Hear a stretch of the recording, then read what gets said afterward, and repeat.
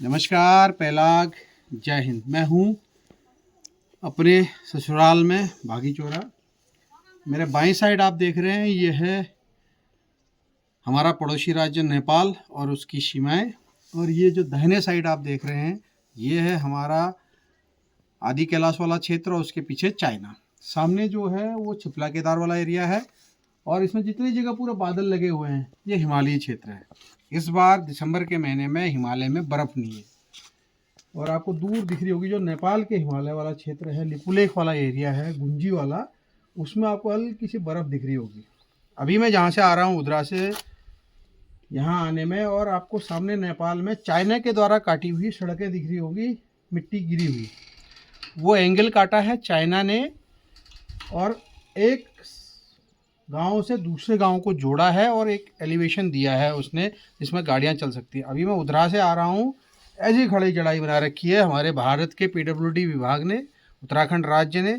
और इसी ऊपर से हमारे माननीय यशस्वी प्रधानमंत्री जी आए थे आदि कैलाश, लेकिन हम पहाड़ियों को मिला क्या? हमें कुछ नहीं मिला, ना सड़क मिली।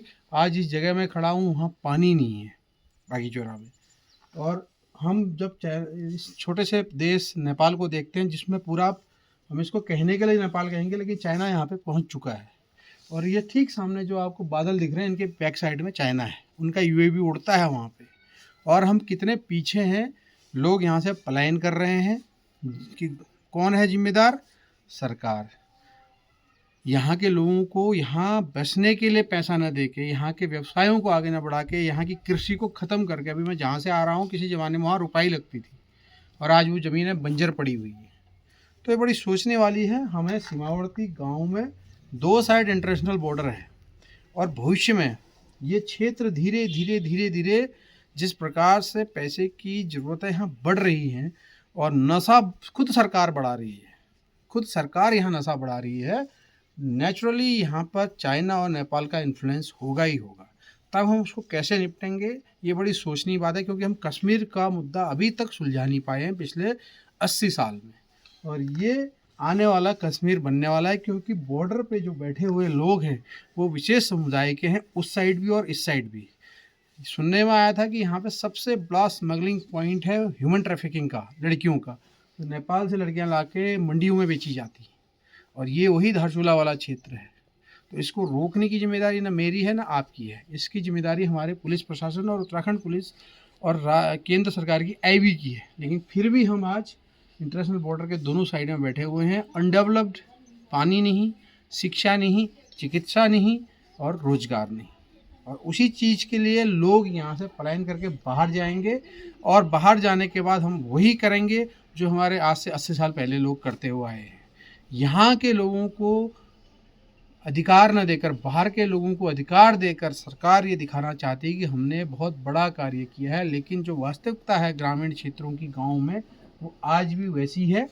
मेरे बाएं साइड में, ठीक ये मेरे पीछे आप देख सकते हैं, उत्तराखंड की इधर उत्तराखंड की एक जनजाति, राजी जनजाति रहती है इसी चीड़ के पेड़ों के बीच में। जब मैं पिछली बार उनके बीच में था, वो एसटी समुदाय से आते हैं, लेकिन उनमें आज तक कोई 12वीं नहीं पढ़ा है। अभी उनके बच्चे पढ़ रहे हैं। उनके यहाँ जब मैंने देखा, टिन जो थे वो एक एक कमरे में, बच्चे जब बड़े हुए हैं, उनकी शादियाँ हुई हैं, तो टिन के कमरों में वो रह रहे हैं। और टिन इतनी अच्छी डाली है राज्य सरकारों ने कि वो एक ही बारिश के बाद ख़त्म हो जाती है। तो ये बड़ी सोचनी बात है कि हम अपने राज्य के लोगों को सहूलियतें न देकर, अपने राज्य के लोगों को अधिकार न देकर, उनको फैसिलिटी न देकर, बाहर के लोगों को यहाँ पे बसा रहे हैं, कानून बना रहे हैं उनके लिए। लेकिन जो सीमावर्ती के लोग, जिनकी ज़रूरत है, जिनकी वजह से आज तक ये राज्य बचा हुआ है, देश में हम लोगों ने अपने जान दी है, उसके लिए हम बिल्कुल नहीं सोचते हैं। ये वही क्षेत्र है जहाँ से बड़े बड़े वीर निकले हैं, जिन्होंने देश की सेवाएँ की हैं, देश के लिए अपना बलिदान दिया है। और आज आप देखिए यहाँ पे बेसिक ज़रूरतें नहीं हैं। तो ये बड़ी सोचनीय बात है जनता के लिए भी कि जिस प्रकार से वो झंडा लेके चलती है, लेकिन जो वास्तविक मुद्दे हैं उनके ऊपर कभी बात नहीं करती है।